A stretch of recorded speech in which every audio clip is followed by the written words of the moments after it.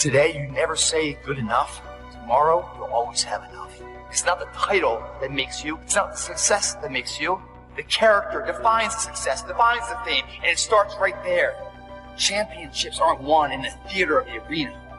They're won in the thousands of hours in the training room, in the labs, in the 5 a.m. runs, and it's raining, and everyone else is sleeping. That's when it's won. It's how you look at something. If your name's attached to it, then you do it right. The best of your ability every single time. The Harvard champion is a light switch that's always on. It doesn't go on and off if someone's watching. It's constant. How you hold yourself in the small things of life. Build the character winning blocks of the things that we'll remember for. Isn't it funny how you can find yourself in a state that you're really not supposed to be in? Maybe you're not in a physical cemetery, but you're in a spiritual cemetery.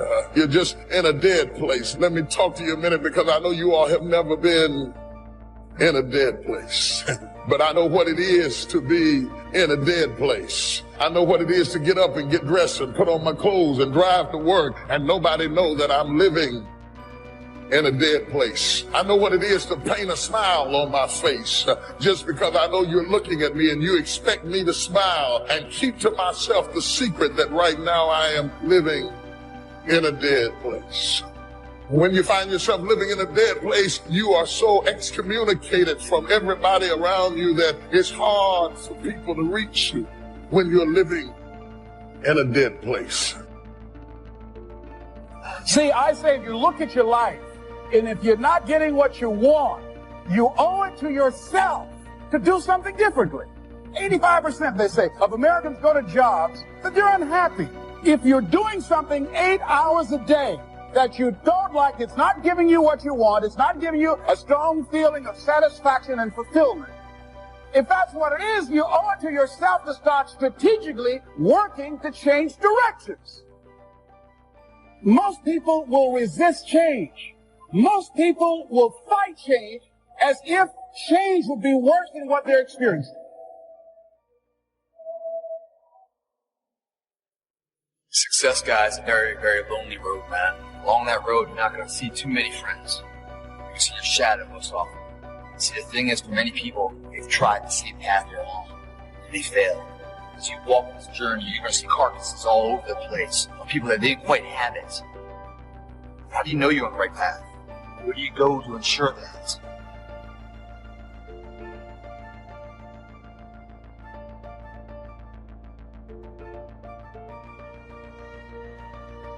I'm wondering if there's any brothers in here who have broken restraints, gone over the limit. People told you this is as far as you're supposed to go, but you find yourself going beyond the limit. People who love you try to tell you you're going too far, but you won't listen because you're a grown man. You can do what you want to do whenever you want to do it and go wherever you want to go. Have you ever seen independence get somebody in trouble? Too much freedom can be a dangerous thing. It's a good thing to have some discipline in your life, to set some boundaries and say, I don't go past this point. Taking responsibility for whatever happens to you. Knowing that you have consciously made the decisions that are now affecting you. Knowing that what is happening now, today, is the direct result of your activity, what you did yesterday. Self-reliance is basically counting on yourself. Now, being self-reliant doesn't mean you can't work with others or trust others. Self-reliance means counting on yourself, trusting yourself, being confident with yourself, being responsible to yourself, trusting your own instincts. We all have people that come against us, make negative comments. Human nature is to get in there and try to straighten them out, prove to them how they're wrong. We think we have to defend ourselves. After all, that's our reputation. But the problem with this approach is as soon as you get one person straightened out, 3 more will pop up. There will always be somebody that's against you. Somebody that's trying to make you look bad. If you're constantly trying to defend yourself, you'll get distracted fighting battles that you were never supposed to fight. It's easy to get baited into conflict, thinking, did you see what they said about me on social media? I'm going to show them who they're messing with. Do you know how much energy it takes to try to pay somebody back? You are spending emotional energy that you need for your dreams, for your goals. Here's the key. Quit worrying about the chatter, the negative comments. Those are all distractions. That's the enemy trying to bait you off course so you'll waste your time and energy involved in battles that don't matter. Success. Many will love you for it. The majority will hate you. Because your success makes them feel insufficient in their current endeavor. Reminds them of where they could have done it if they came up short and how they didn't revisit it. The difference between a winner and a loser, failure's there for some time. It's just the winner gets back up, does it again, and does it again, until it goes his way. So now you're down that path and you're all alone. How do you know you're on the right path? How do you know what you're doing is in the right direction? Look at the small things of life. How do you do that? If you decide to take the initiative to change the current quality of your life, I say to you that you will find that the universe is on your side, that life is on your side. Now, would it be easy? No, no. Will you have some opposition? Yes. See, a lot of people won't try anything different in life because they don't want to get hurt. Let me tell you something. It's too much pain to duck. Pain is everywhere. Viktor Frankl calls it unavoidable suffering. You can't duck it. But most people spend their life not wanting to deal with the pain of rejection, the pain of being disappointed, the pain of losing, the pain of failure, the pain of not being liked, the pain. That's called life. Life is full of pain. It's everywhere. But guess what? There's no gain without pain.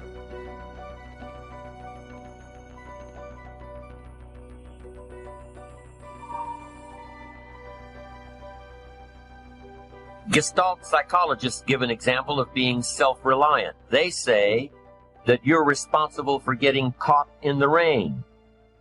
They say that by deciding not to carry an umbrella every day, you have made the decision to endure an occasional drenching. Translation? By not being prepared, you make the choice of getting caught in some of life's unpleasant circumstances. Be they rain, failures, economic losses, relationship losses, professional losses, personal losses. By not being prepared, thinking ahead, it's your choice. Now here's the other side of it.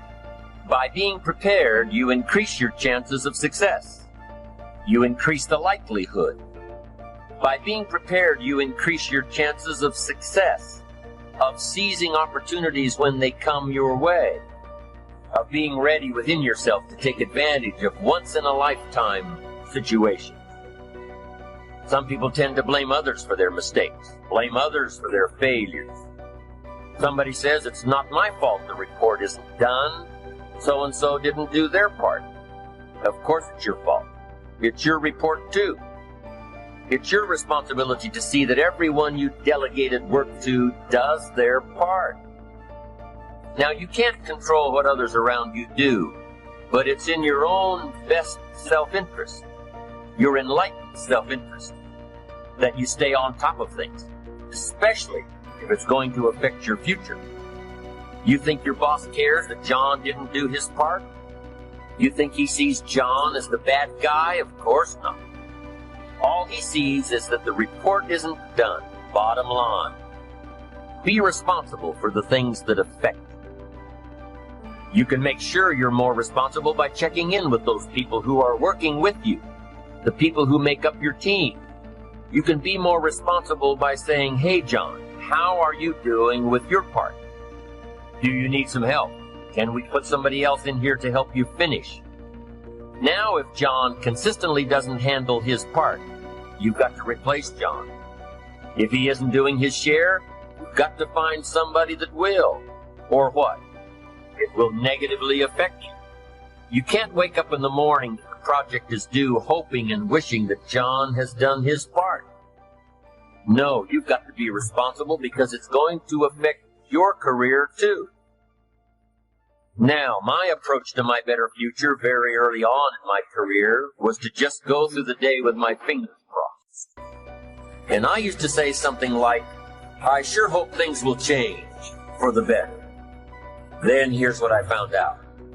They're not going to change. Somebody says, well then, how will my life ever change? Answer, when you change. When you change, when you get better, it'll get better. If you change, it'll all change. Don't put it on someone else. Hope that someone else will change it for you.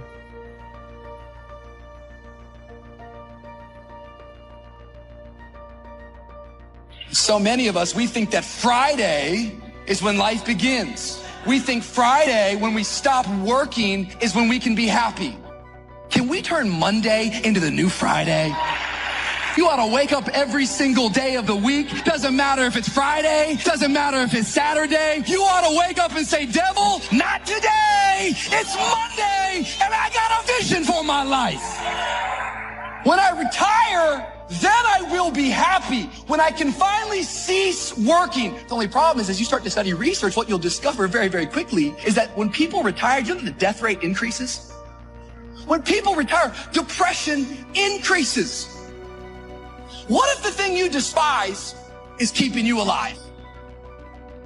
The first reason why people hold back in life is because they keep putting their life on the back burner. They keep waiting till later to start living the life that they were meant to live. Because we all think that we got infinite time. We all think that we've got this enormous amount of time. Well, let me tell you something.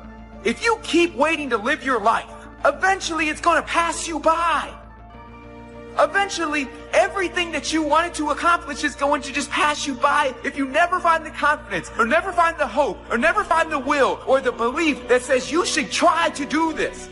I see so many people out there that are like, I have a goal, but I can't do that right now. I want to pursue my dream, but we living in a pandemic. I see a whole bunch of people out there who have a dream, but they're too scared to go after it.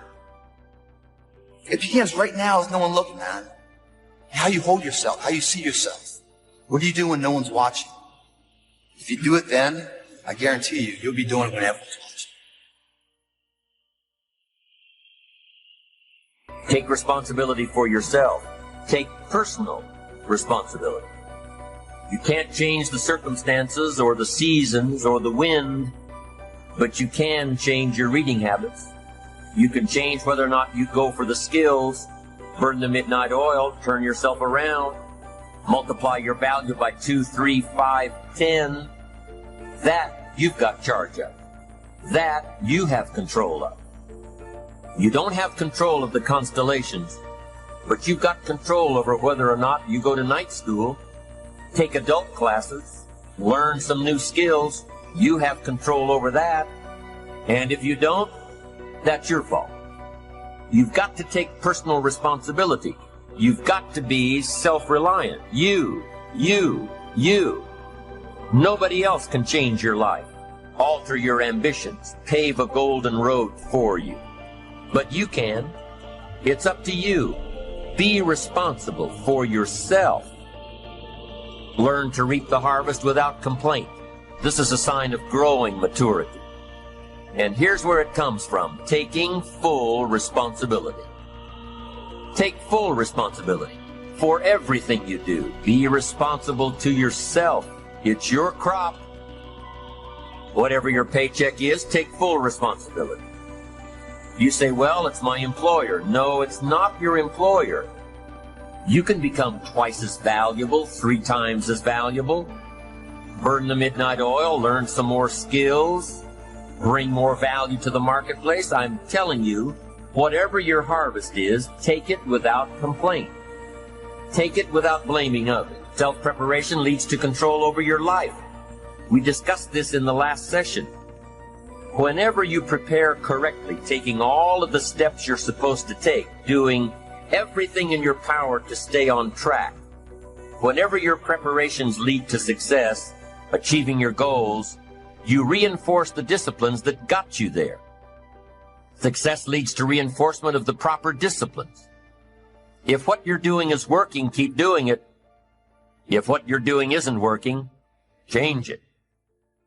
When you are doing all that you can possibly do and are successful at reaching your expectations, keep doing it. Success is a reinforcement. Psychologists call this positive reinforcement. We all know about positive reinforcement. That's how we train our dogs. That's how we teach our kids. That's how the trainers at SeaWorld can get a killer whale to do tricks and follow commands and work side by side with humans by positive reinforcement.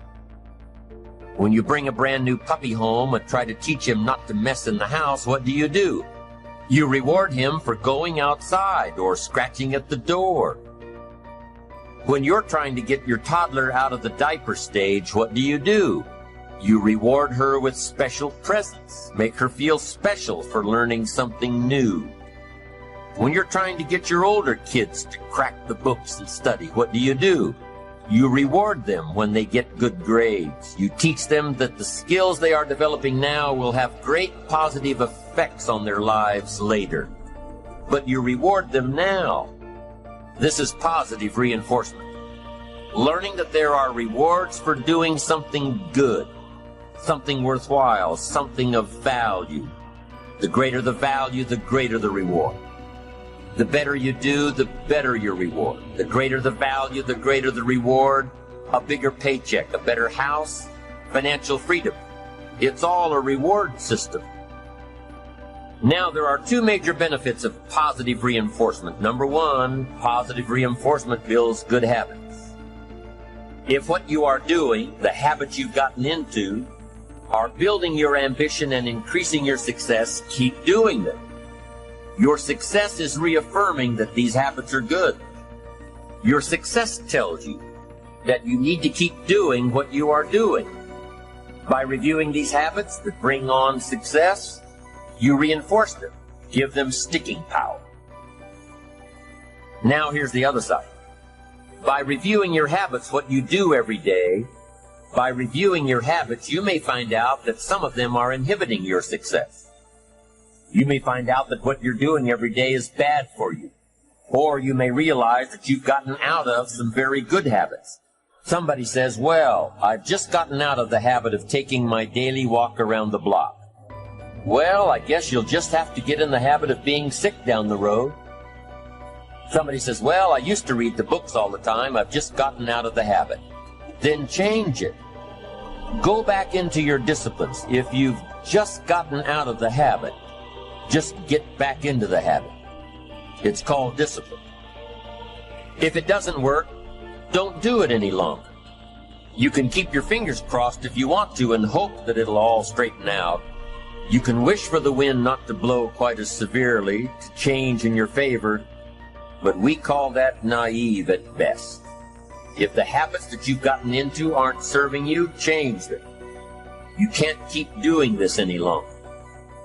Don't wish for a better wind. The key is to wish for the wisdom to set a better sail. Utilize whatever wind that blows to take you where you want to go. That is the philosophy I picked up at age 25, and it revolutionized my whole life. And here's what I found. I found it was easy. I became a millionaire when I was 31, and I found it was easy. Now here's my definition of easy. It was something I could do. I figure if it's something you can do, it's easy. But here's a little parenthesis. I worked hard at it. I made sure my disciplines were in line. I made sure my habits were good. I made sure I did all that I could. I found something that I could do, but I worked hard at it. I got up early, stayed up late, and worked hard from age 25 to 31. But what I did was easy, meaning it was something I could do. Well, you say, Mr. Rohn, if it was so easy, how come during those 6 years, all those other people around you didn't get rich? Here's why. It's easy not to. How else would you describe it? That's it. It's easy to keep doing the things that don't work. It's easy to keep bad habits. It's easy not to develop the disciplines. It's easy not to. So how come I got rich and they didn't? Here's a philosophical phrase. The things that are easy to do are also easy not to do. That's the difference between success and failure, between daydreams and ambitions. Here's the key formula for success. A few disciplines practiced every day. And those disciplines have to be well thought out. What should you spend your time doing? Don't waste your time on things that aren't going to matter. But a few simple disciplines can change your whole economic future. Future with your family, future with your business, future with your enterprise, your sales career, your management career. A few simple disciplines. A few simple habits. Good habits. Repeated every day. Now here's the formula for failure. Errors in judgment. Repeated every day. All you've got to do is to have a few errors in your judgment and repeat them every day. I'm telling you, they'll spin out of control in 10 years. You'll end up driving what you don't want to drive, wearing what you don't want to wear, living where you don't want to live, earning what you don't want to earn. A few errors every day, bad habits every day, it's disastrous. Now here's why it's easy to repeat an error in judgment. Because failure doesn't fall at the end of the first day. Bad habits don't show their horrible results at the end of the first day, or the first week, or the first month. It's easy to get faked out. If disaster fell on us at the end of the first week, we'd change our philosophy. But it's so subtle. Errors in judgment, bad habits. They're so subtle. They get you a little off course, a little off course, a little off course. You keep drifting off course, and all of a sudden you're caught. So you've got the choice right now of one of two easies. Easy to do or easy not to do. I can give you in one sentence how I got rich by the time I was 31. I did not neglect to do the easy things I could do for 6 years. I did not neglect. That's the key. I found something easy I could do that led to fortune, and I did not neglect to do it. The major reason for not having more of what you want in America, more health, more money, more power, more influence, more everything, the major reason is simple neglect. Neglect. And if you don't take care of neglect, it becomes an infection, and then it becomes a disease. So if you're in the habit of not doing it, doing all it takes to get ahead, get in the habit of doing. Doing all it takes. That's the first benefit of positive reinforcement, building good habits.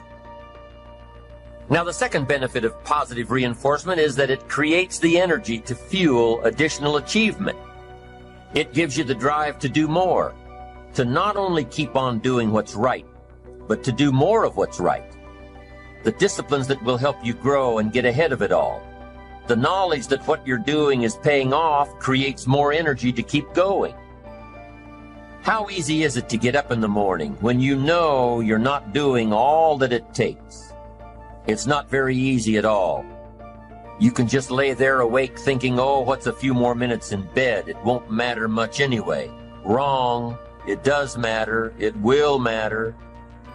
Now, how easy is it to get up in the morning when you're pouring it on, doing the best you can, anxious to get going, make progress toward your dreams?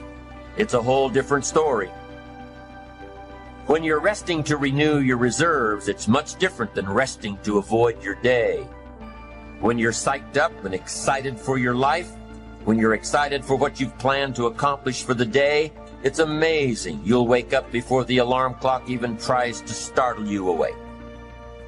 Your successes fuel your ambition. Your successes give you extra energy. Your successes pave the way for more successes. It's the snowball effect. With one success, you're excited to meet another, and another, and another. And pretty soon, the disciplines that were so difficult in the beginning, the disciplines that got you going, are now part of your philosophy.